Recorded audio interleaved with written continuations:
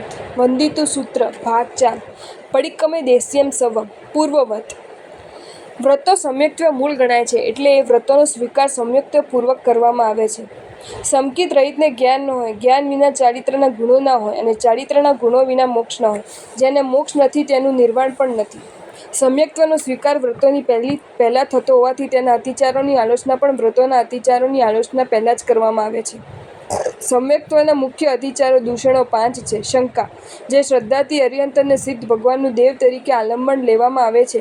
5 મહાવ્રતધારીઓનું ગુરુ તરીકે આલંબન લેવામાં આવે છે અને વિતરાગ પ્રણીત માર્ગનું ધર્મ તરીકે આલંબન લેવામાં આવે છે. તેની યથાર્થતા વિશે શંકા ઉઠાવવી એ સમ્યક્ત્વનો પહેલો અતિચાર છે, પહેલું દૂષણ છે. અરિહંતના સ્વરૂપ વિશે શંકા થઈ કે તેમના વચનો પર પણ શંકા થવાની અને તેમના બતાવેલા માર્ગે ચાલનારા ગુરુઓ વિશે પણ શંકા થવાની અથવા ગુરુના સ્વરૂપ વિશે શંકા થઈ કે તેઓ જે ઉપદેશ આપે છે તે સાચો હશે કે કેમ, તે જે માર્ગ બતાવે છે તે સાચો હશે કે કેમ એ શંકા થવાની અને તેથી સમ્યક્ત્વનો આખો પાયો જ રચમચી જવાનો. ધર્મનો મુખ્ય આધાર દેવાદિ તત્વો ઉપરની શ્રદ્ધા છે, એટલે શ્રદ્ધાનું પોષણ એ શ્રદ્ધાનો ટકાવ અને શ્રદ્ધાની વૃદ્ધિ આધ્યાત્મિક જીવનની પ્રાથમિક જરૂરિયાત છે. કાંક્ષા, અરિહંત અને સિદ્ધ એવા દેવ, ત્યાગી ગુરુ અને દયામય ધર્મને પ્રાપ્ત કર્યા પછી અન્ય મતની કે અન્ય દર્શનની આકાંક્ષા કરવી, ઈચ્છા કરવી એ સમ્યક્ત્વના મૂળમાં પ્રહાર કરનારી વસ્તુ છે. મનમાં કોઈ વસ્તુની ઈચ્છા સૂક્ષ્મ રીતે રહ્યા કરે તો સમય જતાં તે સ્થૂળ બને છે અને છેવટે તે પ્રકારની પ્રવૃત્તિ પણ થાય છે. રોગ જેમ શરૂઆતમાં નાનો હોય પણ અનુકૂળ સંયોગો મળી જતાં તે વૃદ્ધિ વિકાર પામે છે, તેમ આ કાંક્ષારૂપી રોગનું પણ સમજવું. તેથી સમ્યક્ત્વના બીજા અતિચાર તરીકે કાંક્ષાની ગણતરી કરવામાં આવી છે. વિચિકિત્સા, સુદેવ, સુગુરુ અને સુધર્મના સ્વરૂપ સંબંધમાં પાયા વિનાના તર્ક કરવા, ખોટી વિચારણા કરવી કે તે સંબંધી પ્રાપ્ત થયેલી સ્થિર બુદ્ધિને બદલી નાખવી તે વિચિકિત્સા છે. તેને એક જાતનો મતિ વિભ્રમ પણ કહી શકાય. સાધુ સાધ્વીના મલિન વસ્ત્રો કે શરીરો જોઈને એમ વિચાર કરવો કે આ સાધુઓ અપવિત્ર છે, એમનામાં કંઈ સાર નથી, તો એ પણ એક પ્રકારની વિચિકિત્સા જ છે. તેનું આખરી પરિણામ સમ્યક્ત્વને શિથિલ કરવામાં જ આવે છે. તેથી વિચિકિત્સાને સમ્યક્ત્વનો ત્રીજો અતિચાર ગણવામાં આવ્યો છે. કુલિંગી પ્રશંસા, જેને સમ્યક દર્શનમાં સ્થિર રહેવું છે, સમ્યક્ત્વનું પાલન કરવું છે, તે કુલિંગીની કે કુલિંગીઓની પ્રશંસા ન કરે. કુલિંગીઓની તિરસ્કાર કરવો અને તેની પ્રશંસા ન કરવી એ બે વસ્તુઓ એક નથી. પહેલામાં તેમને પ્રત્યે દ્વેષભાવ પોષાય છે, જ્યારે બીજામાં તેમના પ્રત્યે ઉદાસીન ભાવ રહે છે. કુલિંગીઓની પ્રશંસા એ સમ્યક્ત્વનો ચોથો અતિચાર છે. કુલિંગીનું લક્ષણ એ છે કે વૈશ, ત્યાગી કે મુમુક્ષુનો હોવા છતાં ચર્ચા તેથી વિરુદ્ધ હોય, જેમ કે પંચાંગની તપ, અણગણ જળમાં સ્થાન, સ્ત્રી સ્પર્શનો અનિષેધ ઇત્યાદિ. 5મું કુલિંગી સંસ્તવ, કુલિંગીઓની પરિચયથી, સહવાસ, સંસર્ગથી અનેક આધ્યાત્મિક અનર્થો સંભવે છે તથા શુદ્ધ શ્રદ્ધા સમ્યક્ત્વ દૂષિત થાય છે, તેથી એને સમ્યક્ત્વનો 5મો અતિચાર કહ્યો છે. જીન વચનમાં શંકા, અન્ય મતની વાંછા, ધર્મક્રિયાના ફળનો સંદેહ અથવા સાધુ સાધ્વીના મલિન ગાત્ર તથા વસ્ત્ર દેખી દુર્ગંધા આવી, મિથ્યાત્વની પ્રશંસા તથા તેમનો પરિચય કરવો એ સમ્યક્ત્વના અતિચાર. જે મેં સેવ્યા હોય તે નિમિત્તે અશુભ કર્મ બાંધ્યું હોય તે દિવસ સંબંધી સર્વ કર્મથી હું પ્રતિક્રમું છું. અવતરણિકા, હવે ચરિત્રચારના પ્રતિક્રમણની ઈચ્છાથી પ્રથમ સામાન્ય રૂપે આરંભ નિંદા માટે જણાવાય છે. 6 કાય સમારંભે, એટલે 6 કાયના જીવોની વિરાધના કરતા, 6 કાયના જીવોની હિંસા કરતા. 6 પ્રકારના કાયા સમૂહ તે ષટકાય, તેનો સમારંભ એટલે હિંસા તે ષટકાય સમારંભ, તેના વિશે. પૃથ્વી કાય, અપકાય, તેજસ કાય, વાયુ કાય, વનસ્પતિ કાય અને ત્રસકાય એ 6 કાય. તેની આધારે વિગત માટે દેશ વૈકલ્પિક સૂત્રનું 4થી અધ્યયન, જે 6 જીવણીયા ષટ્વિજીવિકા નામનું છે, તે આ વિષયમાં સુંદર પ્રકાશ પાડે છે. પયણે એટલે રાંધતા, પંચ એટલે રાંધવું, પચન રાંધવાની ક્રિયા તે વિશે. પયાવણ એટલે રંધાવતા, જાતે રાંધવું તે પચન અને બીજા પાસે રંધાવવું તે પાચન. જે એટલે જે, દોષા એટલે દોષો, દૂષણો. અહીં અતિચાર નહીં કરતા દોષ કહેવાનું કારણ એ છે કે અતિચારો વ્રતની મલિનતા રૂપ હોય છે અને 6 કાય જીવોની હિંસારૂપ વ્રત અંગીકાર ન કર્યું હોય તેને તે મલિનતા ન ઘટે, માટે દોષોનો અર્થ અહીં અતિચાર નહીં પણ પાપ સમજવું. અથઠ્ઠા એટલે આત્મ અર્થે, પોતાના માટે. ચ એટલે અથવા, પરઠ્ઠા એટલે પરાર્થે, પારકાને માટે, બીજાને માટે. ઉભયઠ્ઠા એટલે ઉભયને માટે, બંનેને માટે, પોતાના અને પારકા માટે. ચેવ એટલે અહીં, તમ નિંદે તેને નિંદું છું. 6 કાયના જીવોની હિંસા થાય તેવી પ્રવૃત્તિ કરતા તથા જાતે રાંધતા અને બીજાની પાસે રંધાવતા.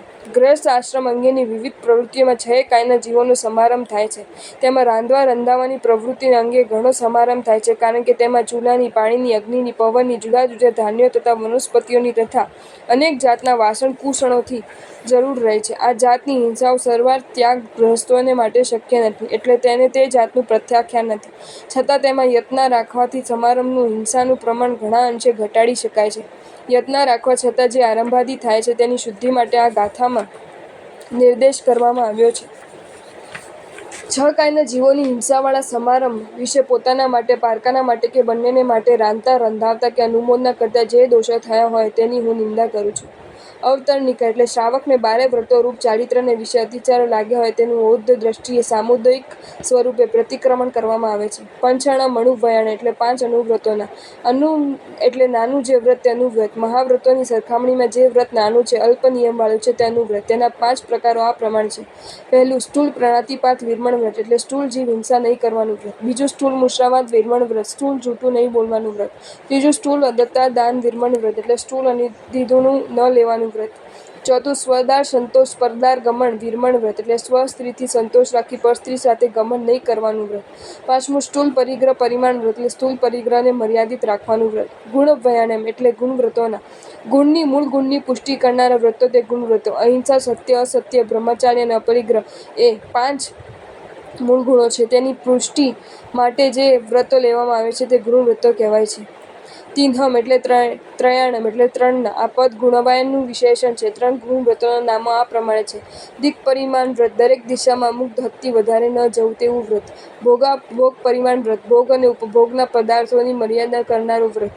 અનર્થ દંડ વિરમણ વ્રત વિશિષ્ટ પ્રયોજન વિના આત્મદંડાય તેવી પ્રવૃત્તિ કરવાથી અટકાવવાનું વ્રત. અય્યાર એટલે અતિચારોને. શિખાણમ એટલે શિક્ષા વ્રતોને. શિખાણમ એટલે એ શિખામણનું ટૂંકું સ્વરૂપ છે. જીવને સર્વવિધિ ચારિત્રનું કે સાધુ જીવનનું શિક્ષણ આપે, તાણીઓ આપે તે શિક્ષા વ્રત. 5 અનુવ્રતો અને 3 ગુણ વ્રતો એ 8 વ્રતો પ્રાય યાવત કથિત સુધીના હોય છે. જ્યારે શાસ્ત્રિક્ષા વ્રતો ઇતવાર કલિક અમુક વખતે કે અમુક પર દિવસે કરાતા હોવાથી અમુક સમય કે અમુક દિવસ પૂરતા છે. ચૌણમ એટલે 4ના. આ પદ શિખાણમનું વિશેષણ છે. 4 શિક્ષા વ્રતોના નામ આ પ્રમાણે છે. સામાયિક વ્રત 2 ઘડી પર્યંત સાવધ્ય વ્યાપારોનો ત્યાગ કરવાનું વ્રત. દેશાવકાશિક વ્રત 6ઠ્ઠા ને તે સિવાયના વ્રતોમાં રાખેલી છૂટોની મર્યાદા કરવાનું વ્રત. પોષધોપવાસ વ્રત અષ્ટમી, ચતુર્દશી આદિ પર્વના દિવસે ઉપવાસ આદિ કરવાનું વ્રત. અતિથિ સંવિભાગ વ્રત અતિથિ એટલે સાધુ મુનિરાજ આદિને શુદ્ધ આહાર પાણી સંવિભાગ દાન કરવાનું વ્રત. પડિક્કમય દેશીયમ સમ એટલે પૂર્વવત. પંચણ ચૌનહમ એટલે 5 અનુવ્રતો, 3 ગુણ વ્રતો અને 4 શિક્ષા વ્રતોનો અતિચારણ. શ્રાવકના 12 વ્રતો 3 ભાગમાં વહેંચાયેલા છે. 5 અનુવ્રતો, 3 ગુણ વ્રતો અને 4 શિક્ષા વ્રતો. તે દરેકમાં જે અતિચારો લાગ્યા હોય તેને સામાન્ય નિર્દેશે આ પદો વડે કરવામાં આવ્યું છે. 5 અનુવ્રતો, 3 ગુણ વ્રતો અને 4 શિક્ષા વ્રતોના અતિચારોથી દિવસ દરમિયાન જે અશુભ કર્મ બાંધ્યું હોય તેનાથી હું પાછો ફરું છું. અવતરણિકા હવે દરેક વ્રતના કૃતપૂર્તક અતિચારનું પ્રતિક્રમણ જણાય છે. તેમાં પ્રથમ સ્થૂળ પ્રાણાતિપાત વિરમણ નામના પહેલા વ્રતનું સ્વરૂપ અને પ્રમાદવશાત તે વ્રતમાં લાગતા 5 અતિચારોનું પ્રતિક્રમણ જણાવે છે. પડમ્ય એટલે પહેલા. અણુવયમ્ય એટલે અનુવ્રતમાં. થૂલગ પ્રાણવાય વિરવ્ય એટલે સ્થૂળ પ્રાણાતિપાતની વૃત્તિ થકી. પ્રાણનો અતિપાત વિનાશ છે પ્રાણાતિપાત. તેનાથી વિરમવું તે પ્રાણાતિપાત વૃત્તિ. આવી વૃત્તિનું સ્થૂળતાની પાલન અમુક અંશે આચરણ તે સ્થૂળ પ્રાણાતિપાત વૃત્તિ. તેના થકી તેના લીધે. સાધુ મહાત્માઓને પ્રાણાતિપાત વિરમણ વ્રત સર્વ પ્રકારે હોય છે, એટલે તે સૂક્ષ્મ કહેવાય છે. જો એને 20 વસા જેટલા ગણવામાં આવે તો શ્રાવકનું આ પ્રથમ વ્રત તેના પ્રમાણમાં 1.25 વિસા જેટલું છે. તે આ પ્રમાણે સાધુઓનો ત્રસ અને સ્થાવર એમ બંને પ્રકારના જીવોની હિંસાનો ત્યાગ છે. જ્યારે ગૃહસ્થોને ત્રસ જીવોની હિંસાનો ત્યાગ અને સ્થાવરની જૈના છે, તેથી 10 વિશ્વા જેટલું પ્રમાણ ઓછું થયું. ત્રસ જીવોની હિંસા 2 પ્રકારે થાય છે, સંકલ્પથી અને આરંભથી. તેમાં ગૃહસ્થને સંકલ્પ હિંસાનો ત્યાગ અને આરંભ હિંસાની જૈના હોય છે, તેથી 5 વિશ્વા જેટલું બીજું પ્રમાણ ઓછું થયું. હવે સંકલ્પવદ 2 પ્રકારના છે, સાપરાધીઓનો અને નિરપરાધીઓનો. તેમાં ગૃહસ્થને નિરપરાધીનો સંકલ્પવદનો ત્યાગ છે અને સપરાધીનો સંકલ્પવદની જૈના છે, તેથી 2.5 વિશ્વા જેટલું પ્રમાણ ફરી ઓછું થયું. હવે બાકી રહ્યું 2.5 વિશ્વા જેટલું પ્રમાણ. તેમાં નિરપરાધીનો વધ, સાપેક્ષ અને નિરપેક્ષ એમ બે પ્રકાર થાય છે. હાથી, ઘોડા, ઊંટ, બળદ, ગાય, ભેંસ, બકરા, ઘેટાં વગેરે જાનવરો નિર્દોષ હોવા છતાં આજીવિકા ખાતર તેમને પાળવા પડે છે અને પ્રસંગે તેમને બંધ તાડનાડી પણ કરવા પડે છે. વળી પુત્ર, પુત્રી વગેરે પરિવારને પણ સુશિક્ષા માટે તાડન, તર્જન આદિ કરવું પડે છે. હિંસાનો આ પ્રકાર નિરપરાધીનો સાપેક્ષ હિંસાનો છે. તેથી ગ્રહસ્થને તેની જૈનાત હોય છે, જ્યારે નિર્દય માર મારીને કે બીજી પણ તેવી કોઈ પણ રીતે નિરપરાધ પ્રાણીને પીડવું તે નિરપેક્ષ હિંસા છે. આવી હિંસાનો ગ્રહસ્થને ત્યાગ હોય છે. તેથી અઢી વિશ્વમાંથી પણ સવા વિશ્વ જેટલું પ્રમાણ જ બાકી રહ્યું. તાત્પર્ય કે ગ્રહસ્થનું વ્રત નિરપરાધી ત્રસ્તજીવની સંકલ્પપૂર્વક નિરપેક્ષ હિંસા ન કરવી એ પ્રકારનું હોય છે. તેથી તે સ્થૂળ કહેવાય છે. આયડ્યમ એટલે અતિચર્યું હોય, અતિક્રમ્યું હોય. આ જ પ્રયોગથી અથવા પાઠાંતરની સંસ્કૃત છાયાતિચરણમ કરવામાં આવેલ છે. અતિચરવું એટલે મર્યાદાનું ઉલ્લંઘન કરવું, અતિચાર ઉત્પન્ન થાય તેવી ક્રિયા કરવી. અપસત્ય એટલે અપ્રસ્થ ભાવનો ઉદય થયે છતે. ઇત્થ એટલે આ સ્થળે. પમાયપસંગેન પ્રમાદના પ્રસંગ વડે, પ્રમાદવશાત. પ્રમાદ એટલે આત્મહિત પ્રત્યેની અસાવધાની, તેના પ્રસંગ અવસર તે પ્રમાદ પ્રસંગ, તેના પડે તેમાં વશથી. મજ્જમ વિષય કસાયા, નિંદા વિગહ પંચમી ભણ્યા. એ પંચ પમાય જીવમ પાડેન્તિ સંસારે. મધ મદિરાદિ વિષય એટલે ઇન્દ્રિય સુખની લાલસા. કષાય નિંદ્રા અને પાંચમી વિકથા, રાજકથા, દેશકથા, ભોજનકથા, સ્ત્રીકથા વગેરે એ પાંચ પ્રમાદો જીવને સંસારમાં પાડે છે, રખડાવે છે. પડમ્ય અણુવયમ એટલે પહેલા અનુવ્રતને વિશે લાગેલા અતિચારોનું પ્રતિક્રમણ કરવામાં આવે છે. સર્વવૃત્તોનું સારરૂપ હોવાથી સ્થૂળ પ્રાણાતિપાત વિવર્ણ તે પહેલું અનુવ્રત છે. તેના વિશે જે અતિચારો લાગેલા હોય તેનું પ્રતિક્રમણ કરવાના હેતુથી નિર્દેશરૂપ અહીં પડમ્ય અણુવયમ એ બે પદો યોજાયા છે. તેનો સ્પષ્ટાર્થ એ છે કે હવે પહેલા અનુવ્રતને વિશે લાગેલા અતિચારોનું પ્રતિક્રમણ કરવામાં આવે છે. સ્થૂલગ પ્રાણૈવાય વિરયો આયર્યે સ્થૂળ પ્રાણાતિપાત વૃત્તિ થકી જે વિરુદ્ધ આચર્યું હોય, સ્થૂળ પ્રાણાતિપાત વૃત્તિમાં અતિચાર લાગે તેવું જે કોઈ આચરણ કર્યું હોય. અપસત્ય એટલે ક્રોધાદિ અપ્રશસ્ત ભાવો ઉત્પન્ન થવાથી. ઇત્થ અહીં પમાયપસંગેન પ્રમાદને લીધે પહેલા અનુવ્રતને વિશે, અહીં પ્રમાદના પ્રસંગથી કે ક્રોધાદિ અપ્રશસ્ત ભાવનો ઉદય થવાથી સ્થૂળ પ્રાણાતિપાત વિવર્ણ વ્રતમાં અતિચાર લાગે તેવું તેનાથી હું પાછો ફરું છું. અવતરણિકા. સામાન્ય તે અશુભ આચરણનું વિવરણ જણાવીને તે અશુભ આચરણની હવે અહીં પ્રથમ અનુવ્રતના તે પાંચેય અતિચારોનું પ્રતિક્રમણ જણાવાય છે. વહબંધ છવી છે એટલે મારતા, બાંધતા અને અંગોપાંગ છેદતા. વધ શબ્દનો સામાન્ય અર્થ જાનથી મારવું હોય તેવો થાય છે, તો પણ અહીં તે ચાબુકથી ફટકારવાને કે પરોણાની અણીથી મારવાના અર્થમાં વપરાયેલો છે. બંધ એટલે બંધન. કોઈ પણ માણસ કે પ્રાણીને નિર્દય રીતે બાંધવું તે બંધન. તે પહેલા અનુવ્રતનો બીજો અતિચાર છે. છવી છેદ એટલે શરીરના અંગોપાંગના છેદ કરવો.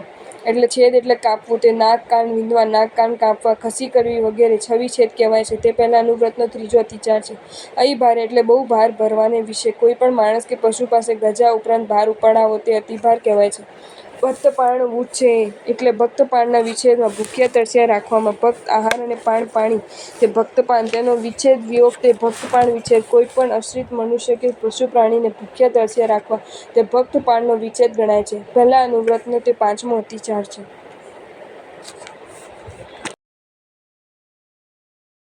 જો તમને આ વિડીયો ગમ્યો હોય તો આ વિડીયોને લાઈક કરો અને મારી ચેનલ જૈન ફેક્ટ્સ એન્ડ સ્ટોરીઝને સબસ્ક્રાઈબ કરો. ધન્યવાદ.